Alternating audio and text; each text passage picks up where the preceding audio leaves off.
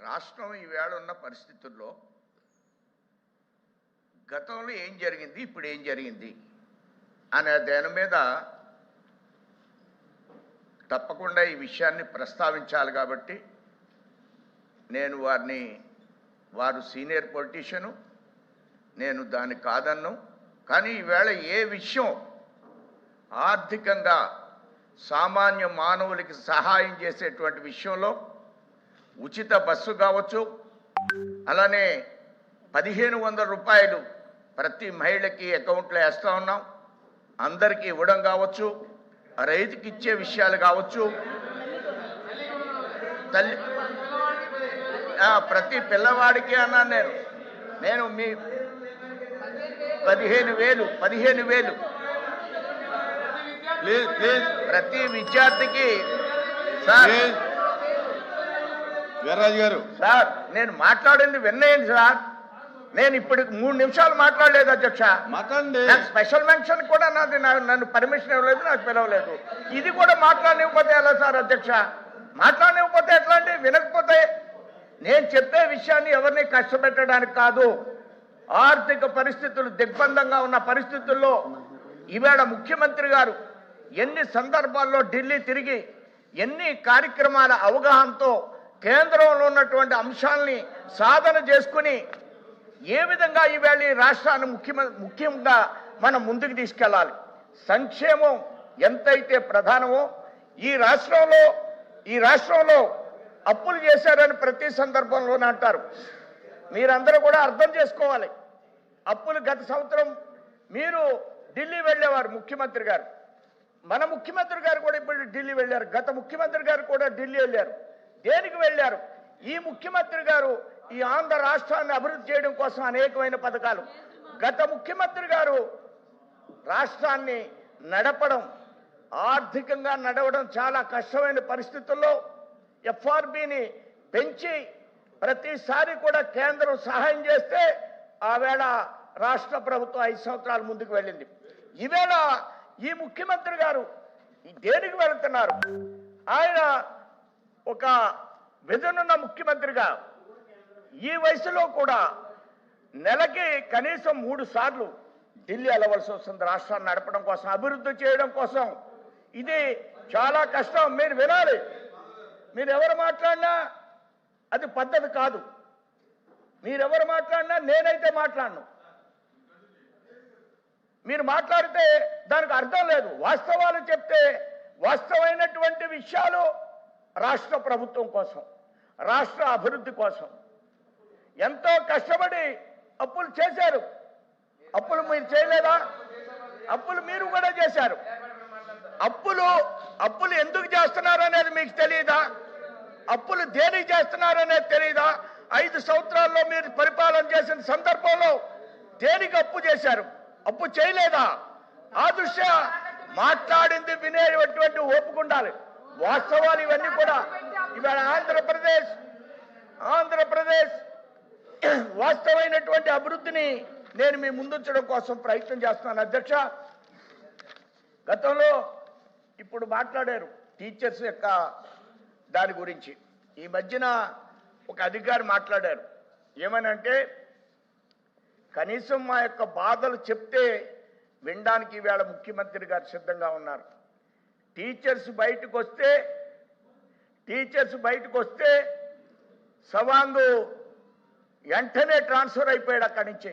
ఆ సవాంగ్ ఏమైపోయాడు? అట్లా ప్రజాస్వామ్యం మీద మనకు అసలు విలువలు ఉన్నాయా? ఈవేళ మనం మాట్లాడుతున్నాం, ఈ సభను వినియోగించుకుంటున్నాం. ఈ సభ ద్వారా అనేకమైన విషయాలు మీరు ప్రజల దృష్టికి తీసుకెళ్లేటువంటి ప్రయత్నం చేస్తున్నారు. ఈవేళ రాష్ట్రం సంబంధం కాదు, ఆంధ్ర రాష్ట్రానికి సంబంధించినటువంటి గవర్నర్ గారు ఉటంకించినటువంటి అందులో ఉన్నటువంటి ఏదైతే శాంటిటీ ఉందో, పవిత్రత ఉందో దాని మీదే నేను మాట్లాడడం కోసం ప్రయత్నం చేస్తున్నా. గల్లా జయదేవ్ గారు ఎక్కడికి వెళ్ళారండి? ఈవేళ ఆయన తల్లి నిన్న మీరు ప్రస్తావించారు. జగన్మోహన్ రెడ్డి గారి తండ్రి గారి పేరు. ఆయన ఎంతో ఆనందంతో ఆడబడుచులా చూసేటువంటి కొడుకుని ఈ రాష్ట్రం నుంచి పరిశ్రమలు లేకుండా మీరు తవిరేసినటువంటి పరిస్థితుల్లో ఈవేళ పరిశ్రమలు పెట్టడానికి 13 లక్షల కోట్ల రూపాయలు. అలానే ఆంధ్ర రాష్ట్రం ఈవేళ గుజరాత్లో పోటీ పడేటువంటి పరిస్థితి వచ్చింది. ఆంధ్ర రాష్ట్రంలో ఈవేళ డేటా సెంటర్ వచ్చింది. ఆ డేటా సెంటర్ మొట్టమొదటిసారిగా ఆంధ్ర రాష్ట్రానికి వస్తే ఈవేళ కేంద్ర బడ్జెట్లో 20 సంవత్సరాలు వాటికి రాయితీ ఇచ్చేటువంటి పరిస్థితి వచ్చింది. 20 సంవత్సరాల డేటా సెంటర్కి మొట్టమొదటిసారిగా మన ఆంధ్ర రాష్ట్రంలో డేటా సెంటర్ వస్తే, విశాఖపట్నంలో డేటా సెంటర్ వస్తే ఇది ప్రాతిపదిక అయితే దీనికి ఈవేళ కేంద్రంలో కేంద్ర బడ్జెట్లో 20 సంవత్సరాలు రాయితీ ఇచ్చేటువంటి పరిస్థితి వచ్చింది. ఇదేమన్నా చిన్న విషయమా? ఈవేళ బొత్స గారు అన్నారు 4,000 ఇస్తే మేము అభినందిస్తున్నామని. ఒక డేటా సెంటర్ వస్తే, ఒక క్వాంటమ్ సెంటర్ వస్తే దాన్ని అభినందించవలసిన పరిస్థితి లేదా అధ్యక్ష? గవర్నర్ ప్రసంగం వినవలసినటువంటి ఆవశ్యకత లేదా అధ్యక్ష? ఏది వినకుండా గౌరవ సభ్యులు మాట్లాడినప్పుడు వాస్తవమైనటువంటి విషయాల్ని ఇవాళ ఐటీ పరిశ్రమలు కావచ్చు, ఇండస్ట్రీస్ కావచ్చు, రాయలసీమకు కారిడార్ కావచ్చు, ఈ ఆంధ్ర రాష్ట్రాన్ని ఈవేళ తిరుపతి, అదేవిధంగా అమరావతి, అదేవిధంగా విశాఖపట్నం 3 హబ్బులుగా విడదీసి 3 ప్రాంతాలను కూడా ఈవేళ అభివృద్ధి చేస్తున్నాం అధ్యక్ష. పోలవరం శరవేగంతో ముందుకు వెళుతుంది అధ్యక్ష. 5 ఏళ్లు పోలవరంలో కుంటుపడింది. ఈవేళ పోలవరానికి 5,000 కోట్ల అడ్వాన్స్ ఇచ్చింది కేంద్ర ప్రభుత్వం. మరొక ఈ బడ్జెట్లో 300 కోట్లు ఇచ్చింది. 27 నాటికి ఈ పోలవరం ఆంధ్ర రాష్ట్రంలో స్థాపింపబడుతుంది అధ్యక్ష. దీన్ని అభినందించాలి అధ్యక్ష. పోలవరంతో పాటు కూర్చోడానికి ఆయన మీరు కూర్చోమన్న తర్వాత 3 సార్లు 20 నిమిషాలు మాట్లాడాడు ఆయన. నాకు కనీసం ఇంకో 10 నిమిషాలు అనివ్వండి. పోలవరం తర్వాత ఈ ముఖ్యమంత్రి గారు నల్లమల పోలవరం అని ఏదో జోక్ అనుకుంటున్నారు. ఇవన్నీ మాట్లాడుతుంటే వాస్తవమైనటువంటి విషయాలు, అడ్డగించేటువంటి విషయాలు కాదు ఇవి. అడ్డగించేటువంటి విషయాలు కాదు. వినడానికి శాంతం ఉండాలి మీకు, వినడానికి శాంతం ఉండాలి. పోలవరం అనేది చిన్న విషయం కాదు. పోలవరం తర్వాత గవర్నర్ ప్రసంగంలో నల్లమల ప్రాజెక్టు గురించి ప్రయత్నం చేస్తున్నారు ముఖ్యమంత్రి గారు. నల్లమల ప్రాజెక్టు గురించి ప్రయత్నం చేస్తున్నారు. పోలవరం ఏదైతే గోదావరిలో ఉన్నటువంటి జలాల్ని మనం పూర్తిగా వినియోగించుకోవాలి. దీని మీద పెద్ద చర్చ జరుగుతుంది. రాజకీయాల్లో ప్రతిపక్షాలు పాలకపక్షం కాదు, అభివృద్ధికి సంబంధించిన ఇరిగేషన్ సంబంధించినటువంటి ప్రాజెక్టుల విషయంలో మనం ఏ విధంగా ముందుకు పెడుతున్నాం అనే విషయాన్ని చర్చిస్తే ఇలాంటి అల్లరి ఉండదు అధ్యక్ష. ఇలా కేకలేయడానికి అవకాశం రాదు అధ్యక్ష. మానసికంగా ప్రతి అంశాన్ని క్షుణ్ణంగా మనం ఈవేళ ప్రయత్నం చేయాలి అధ్యక్ష. డ్రోన్స్ హబ్బుగా ఈవేళ ఆంధ్ర రాష్ట్రంలో 7 ఎయిర్పోర్ట్లు వస్తున్నాయి. 7 ఎయిర్పోర్ట్లు ఉన్నాయి. హైదరాబాద్లో ఇప్పటికి కూడా ఒక ఎయిర్పోర్టే ఉంది అధ్యక్ష. మనకి విశాఖపట్నంలో ఎయిర్పోర్ట్ వచ్చింది. విశాఖపట్నంలో కొత్త ఎయిర్పోర్ట్ కడుతున్నారు. అలానే నెల్లూరులో ఎయిర్పోర్ట్ కడుతున్నారు. శ్రీకాకుళంలో ఎయిర్పోర్ట్ కడుతున్నారు. ఇవాళ మీరు కేంద్ర ప్రభుత్వం ఇవాళ డబుల్ ఇంజిన్ సర్కార్ కాదు, ఇది ట్రిపుల్ ఇంజిన్ సర్కార్ అని మీ అందరు కూడా నేను తెలియజేస్తున్నా.